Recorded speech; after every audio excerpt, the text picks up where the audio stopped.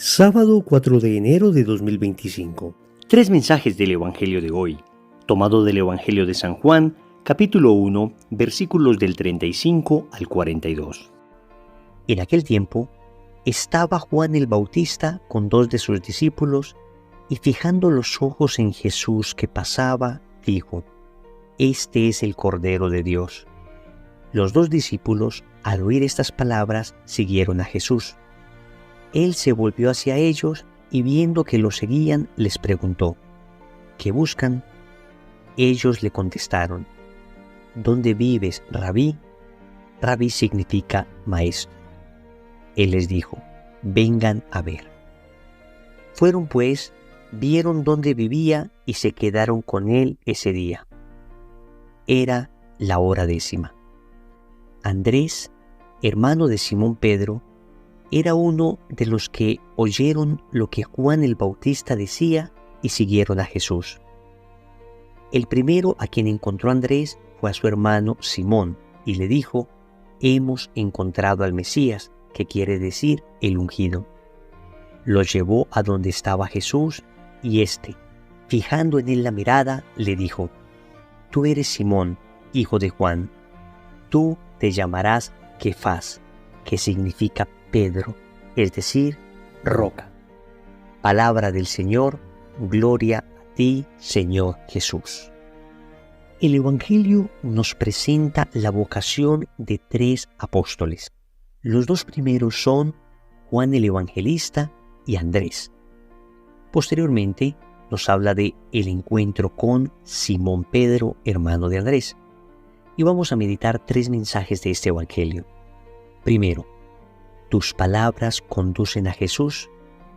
Segundo, ¿qué buscas? Tercero, la hora 10:00. Vamos con el primer punto. Tus palabras conducen a Jesús. En el itinerario de encuentro de Jesús con estos tres apóstoles a los que llama hoy el Señor, existen palabras que conducen a estos apóstoles a Jesús. La palabra de Juan Bautista, señalando a Jesús como el Cordero de Dios, hace que Juan y Andrés sigan a Jesús. Dice el Evangelio que ellos oyeron al Bautista y siguieron a Jesús. Posteriormente, la palabra de Andrés conducirá a Pedro hacia Jesús. Andrés le dice a su hermano Simón: «Hemos encontrado al Mesías». Y no solo se lo dice, sino que lo conduce hacia Jesús. De aquí podemos sacar una enseñanza. Nuestras palabras deben conducir a las personas a Jesús. Y hay una manera directa de hacerlo. Y vemos, por ejemplo, como Juan Bautista señala a Jesús como el Cordero de Dios, como Andrés señala a Jesús como el Cristo. Digamos que sería la manera directa de anunciar a Cristo.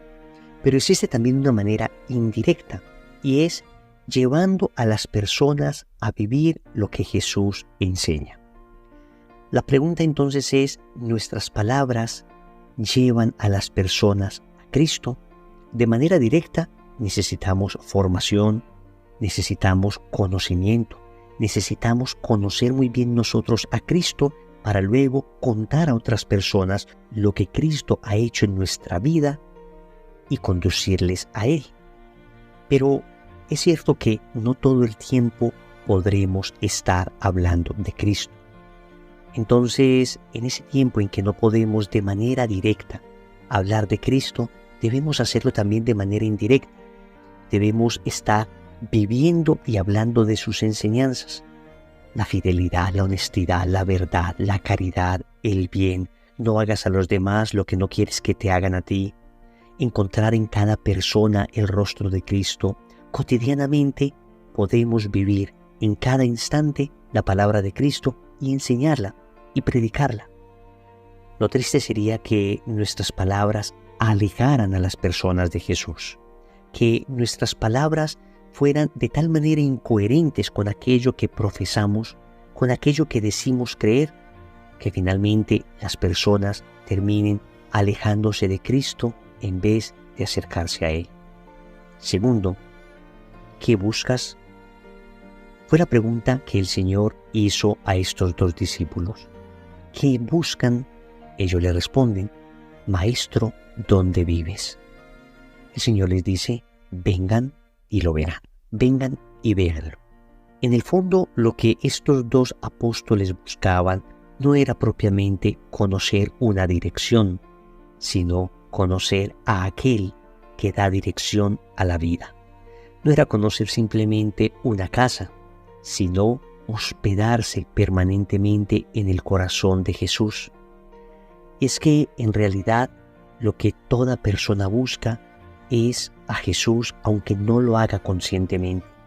Porque en el fondo todos estamos buscando la felicidad, y la verdadera felicidad solo se encuentra en el amor. Cuando se ama verdaderamente, cuando se ama como Cristo nos enseñó a amar, cuando se vive el mandamiento del amor en todo aquello que nos enseña Jesús, entonces se encuentra la verdadera felicidad. Y quienes hemos tenido un proceso de conversión, quienes primero hemos estado lejos de Jesús y después hubo un momento en el que Él tocó nuestro corazón, estremeció nuestra alma, escuchamos sus palabras, miramos sus ojos, quedamos profundamente enamorados de Él, entonces finalmente tuvimos esa sensación de saber que lo que estábamos buscando estaba en Jesús. Esa sensación de haber llegado finalmente a aquello que quería nuestro corazón y no sabíamos bien qué era. Cuando hablas con una persona que ha iniciado un proceso de conversión, entonces siempre te va a decir lo mismo. Hay una sensación como de llegar, hay una sensación como de encontrar finalmente lo que buscaba. Tercero, la hora décima. Y hay un detalle bellísimo en este evangelio. El evangelista San Juan, que nos narra este encuentro de estos dos discípulos de Juan Bautista con Jesús, nos mencionará el nombre de uno de estos discípulos. Nos dirá que es Andrés, pero el nombre del otro discípulo se mantiene en el anonimato. La tradición de la Iglesia, los padres de la Iglesia, especialmente San Juan Crisóstomo, nos dice que sin lugar a dudas este discípulo del que no conocemos el nombre es el mismo Juan Evangelista que está escribiendo este texto. Y hay un detalle, repito, bellísimo, y es que San Juan Evangelista nos cuenta la hora en que sucedió este encuentro con Jesús. Y nos dice el texto que era la hora décima. Los judíos, a partir de las 6 de la mañana, comenzaban a contar las horas. Entonces la hora décima serían las 4 de la tarde. Eran las 4 de la tarde. ¿Qué impacto tan profundo habrá generado en San Juan el ver a Jesús, el conocerle, el haberle encontrado finalmente ese día, que quiso consignar exactamente la hora en que esto sucedió? Hoy nos podríamos preguntar, ¿cuál fue nuestra hora décima?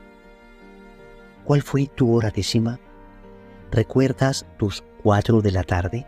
Es decir, ¿recuerdas ese momento en el que el Señor te cautivó, el Señor tocó tu corazón, el Señor te enamoró, el momento en que finalmente encontraste en Cristo lo que buscabas? Era la hora décima. Nunca olvidemos ese momento de encuentro con el Señor. De hecho, es muy saludable espiritualmente hablando que cuando uno se encuentre en un momento de crisis espiritual, porque es natural que haya momentos de crisis en la vida espiritual, recordemos esa hora décima. Recordemos esas 4 de la tarde. Recordemos ese momento en el que el Señor nos llamó. Tratemos de avivar ese primer amor. Nunca dejes morir ese recuerdo de tu primer amor, ese recuerdo de tu encuentro con el Señor. Oremos. Amado Señor, hoy te quiero suplicar que me concedas el don de tu Espíritu, para que mis palabras siempre conduzcan a las personas a ti. Te suplico también que me ayudes a encontrar el sentido de mi vida solo en ti, nada más que en ti. Finalmente, te pido que mantengas vivo el recuerdo de esa hora décima, de esas 4 de la tarde que fue el día en que te encontré. Más bien, el día en que tú me encontraste y cambiaste mi vida.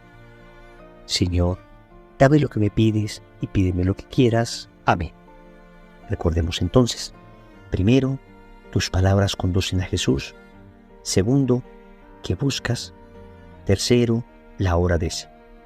Como compromiso, quiero invitarles para que hoy recordemos esa hora décima, ese momento en que nos encontramos con el Señor y hagamos un Padre Nuestro, Ave María y Gloria, pidiéndole al Señor mantener siempre el fuego de la primera conversión. En el nombre del Padre, y del Hijo, y del Espíritu Santo. Amén.